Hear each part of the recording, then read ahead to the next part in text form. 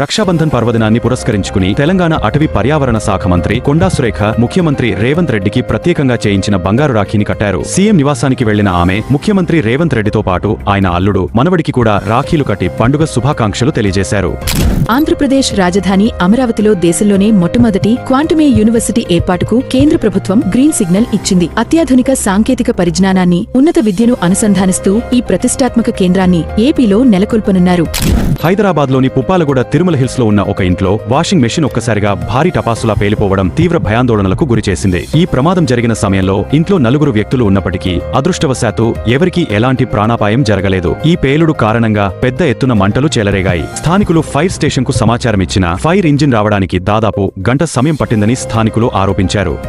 భూమికి దాదాపు 30,607 మీటర్ల ఎత్తులో ఉన్న స్ట్రాటోస్ఫియర్ నుండి కింద పడిన ఒక స్మార్ట్ ఫోన్ ఏమాత్రం చెడిపోకుండా సురక్షితంగా బయటపడింది. ఈ అసాధారణ ఘనతతో ఈ ప్రయోగం గిన్నెస్ వరల్డ్ రికార్డ్స్ లో చోటు దక్కించుకుంది. మరాఠీ చిత్రం డియోల్ బంటూ బాక్సాఫీస్ వద్ద రికార్డు వసూళ్లు సాధించి 100 కోట్ల గ్రాస్ మైలురాయిని దాటి సంచలనం సృష్టించింది. సుమారు 10 కోట్ల బడ్జెట్తో తెరకెక్కించిన నిర్మాతలు ఈ చిత్రం వసూలు చేసిన 100 కోట్ల రూపాయల నుంచి వచ్చిన లాభాలను సమాజ సేవకు ఉపయోగించి అందరి ప్రశంసలు అందుకుంటున్నారు. బాలీవుడ్ స్టార్ షారుఖ్ ఖాన్ కు చెందిన రెడ్ చిల్లీస్ ఎంటర్టైన్మెంట్ సంస్థకు 42 లక్షల రూపాయలు చెల్లించాల్సి రాగా సినిమా బృందం అంత డబ్బు చెల్లించలేని పరిస్థితిలో ఉన్న విషయం తెలుసుకున్న షారుఖ్ ఖాన్ సినిమా విడుదలకు అండగా నిలిచారు.